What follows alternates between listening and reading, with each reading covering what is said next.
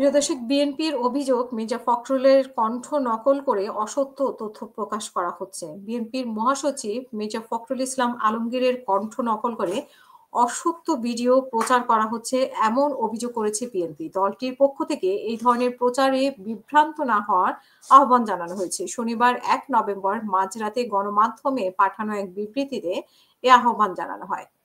বিএনপির সিনিয়র যুগ্ম মহাসচিব রুহুল কবির রিজভীর সই করা ওই বিবৃতিতে বলা হয়, পুরনো সংবাদ সম্মেলনের ছবি ও বক্তব্য এডিট করে কিংবা কেউ এআই প্রযুক্তি ব্যবহার করে বিএনপির মহাসচিবের কণ্ঠ নকলের মাধ্যমে একটি অসত্য ভিডিও গণমাধ্যমে প্রচার করা হয়েছে, যেখানে বিএনপির মহাসচিব আগামী ত্রয়োদশ জাতীয় সংসদ নির্বাচনে দলের এমপি পদের প্রার্থীদের চূড়ান্ত তালিকা ঘোষণা করেছেন।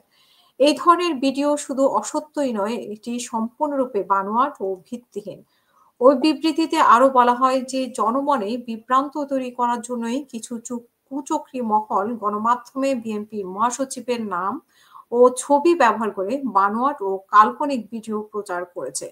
দেশের জনগণ সহ দলের নেতাকর্মী ও এমপি মনোনয়ন প্রত্যাশীদের এই ধরনের এডিটকৃত ভিডিওতে বিভ্রান্ত না হওয়ার জন্য বাংলাদেশ জাতীয়তাবাদী দল বিএনপির পক্ষ থেকে আহ্বান জানানো হচ্ছে।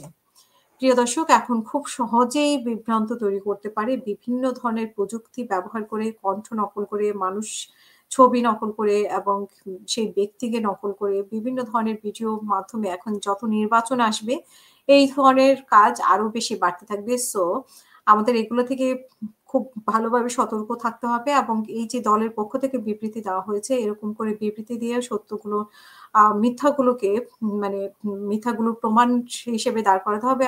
আদারওয়াইজ মানুষ বিভ্রান্ত হবে, বিশ্বাস করবে। যদিও সব মানুষের কাছে সেগুলো পৌঁছানো আবার সম্ভব হয় না, কিন্তু তারপরেও চেষ্টা করতে হবে যে এসব বিভ্রান্ত, যেহেতু এখন প্রযুক্তির যুগ, প্রযুক্তির মাধ্যমে যে কেউ যে কারো কণ্ঠ নকল করতে পারে, ছবির সাথে ছবি যুক্ত করে দিতে পারে।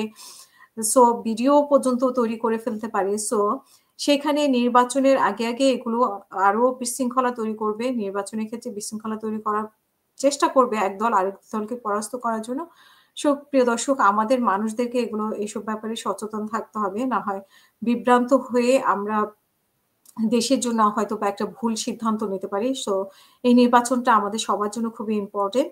সেই গুরুত্বপূর্ণ জায়গা থেকে আমরা অবশ্যই বিভ্রান্ত হব না এবং বিভ্রান্ত হওয়ার মতো কারণ এডিট করা একটু খেয়াল করলে বোঝা যায় যে এআই এবং এডিট করা ছবি, ভিডিও একটু খেয়াল করলে বোঝা যায়। সো নিজে বুদ্ধি বাছাই করে এবং পার্টি থেকে মানে ক্রস চেক করে আমাদের বিশ্বাসটা আনতে হবে যে আসলে কোনটা সত্য কোনটা মিথ্যা।